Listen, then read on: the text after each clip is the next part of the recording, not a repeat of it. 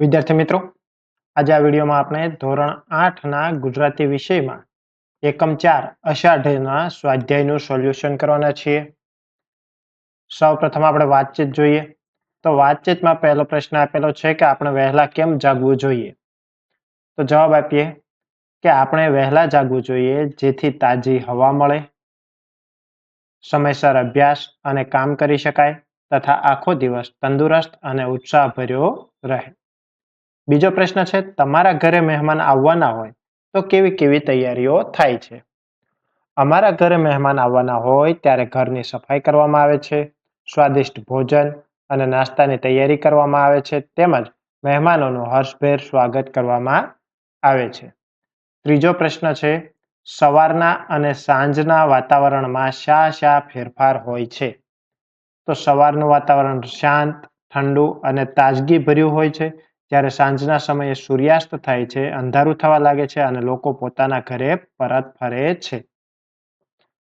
ચોથો પ્રશ્ન છે, કયા મહિનામાં ચારેકોર લીલોતરી જોવા મળે છે.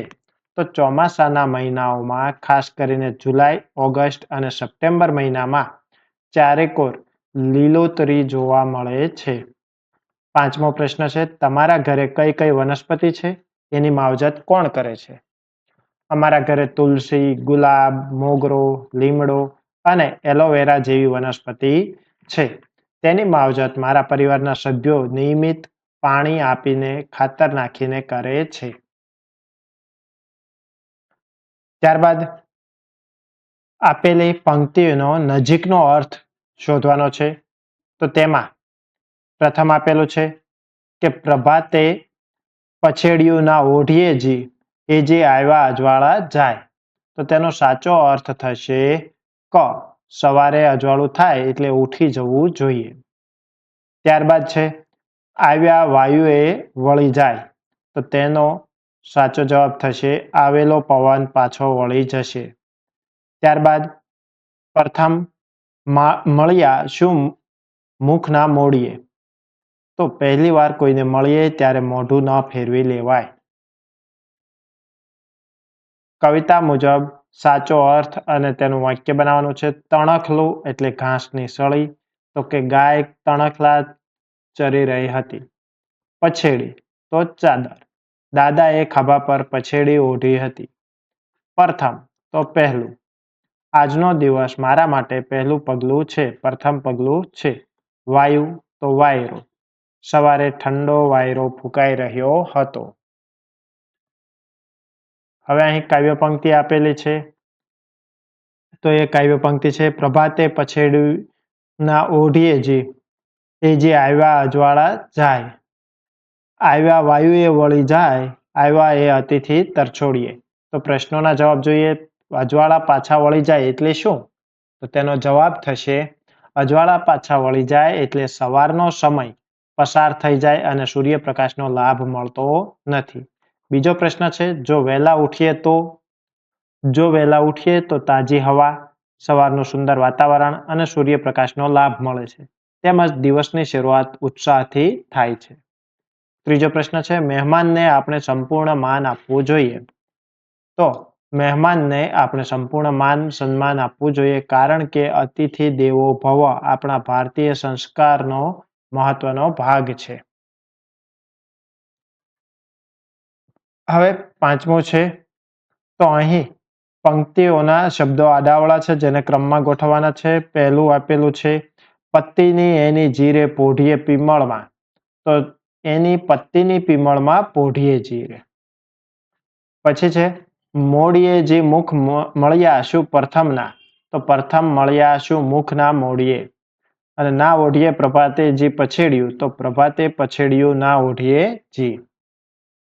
છઠ્ઠું છે, તો અહીં એ તો ઉદાહરણ આપ્યું છે કે એ તો ફાગણ કેરું ફૂલ. તો કેરુંનો અર્થ થાય છે નું, એટલે એ તો ફાગણનું ફૂલ. એટલે ફાગણ કેરું ફૂલ તો ફાગણનું ફૂલ. તો અહીં ડુંગર કેરી ખીણમાં ગાંભુ નામે ગામ. તો એ વાક્ય થશે ડુંગરની ખીણમાં ગાંભુ નામે ગામ. લવિંગ કેરી લાકડીએ રામે સીતાને માર્યા છે. તો અહીં કેરીની જગ્યાએ આપણે લખીશું લવિંગની લાકડીએ રામે સીતાને માર્યા છે.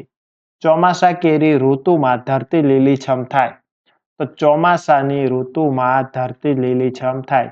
મિત્ર કેરો સહારો જિંદગીમાં કામે આવે.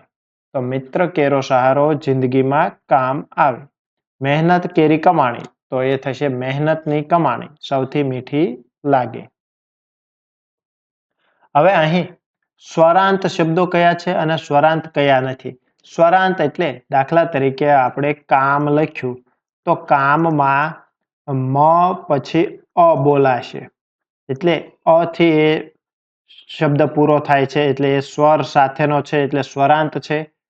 તો અહીં અષાઢ તો એ સ્વરાંત શબ્દ છે તો તેને આપણે સ્વરાંતમાં લખીશું. તણખલું તો એ શબ્દ જે છે એ ઉ થી પૂરો થાય છે એટલે એ સ્વરાંત છે. અતિથિ તો એનો છેલ્લો અક્ષર થ ને ઈ લાગેલો છે એટલે ઈ થી એટલે એ સ્વરાંત અક્ષર થશે. સાક્ષાત તો અહીં ત હલંત આપેલો છે તો એ સ્વરાંત નથી તો એ આપણે સ્વરાંત ન હોય તેમાં લખીએ. જે અક્ષર હલંત છે તેમાં કોઈ સ્વર ભળેલો નથી. સદ તો એ પણ સ્વરાંત નથી. પ્રભાત તો એ સ્વરાંત અક્ષર છે કારણ કે ત ની સાથે અ જોડાયેલો છે. બલાત તો ત હલંત આપેલો છે એટલે તેમાં કોઈ સ્વર જોડાયેલો નથી. મહદ તો એ પણ સ્વરાંત નથી કારણ કે દ હલંત છે તેમાં સ્વર જોડાયેલો નથી. ફૂલ તો એ સ્વરાંત છે અને ભૂલ એ પણ સ્વરાંત છે. ત્યારબાદ પ્રશ્નોના જવાબ છે. આવેલા અજવાળા જાય એટલે શું કહેવામાં આવ્યું હશે. તો જવાબ થશે આવેલા અજવાળા જાય એટલે સવારનો સમય પસાર થઈ જાય અને સૂર્યપ્રકાશનો લાભ મેળવવાની તક ગુમાય જાય. અતિથિને કેમ ન તરછોડીએ. તો અતિથિ દેવ સમાન હોય છે તેથી તેમનું સન્માન કરવું જોઈએ અને તેમને ક્યારેય તરછોડવા ન જોઈએ. મુખ ફેરવવું અને મુખ ફેરવ્યું એમાં શું ફેર છે. તો મુખ ફેરવવું એટલે કોઈની અવગણના કરવી અથવા તેની તરફ ધ્યાન ન આપવું. જ્યારે મુખ ફેરવ્યું એટલે મોઢું બીજી તરફ બીજી દિશામાં ફેરવવું. કોણ પ્રકૃતિનો સાથ કરે છે.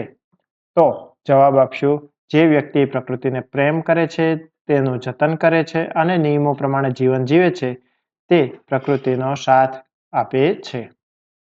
અન્ય વિડીયોની અપડેટ મળતી રહે એટલા માટે ચેનલને સબસ્ક્રાઇબ કરશો, વિડીયોને લાઇક કરશો, શેર કરશો. Thank you.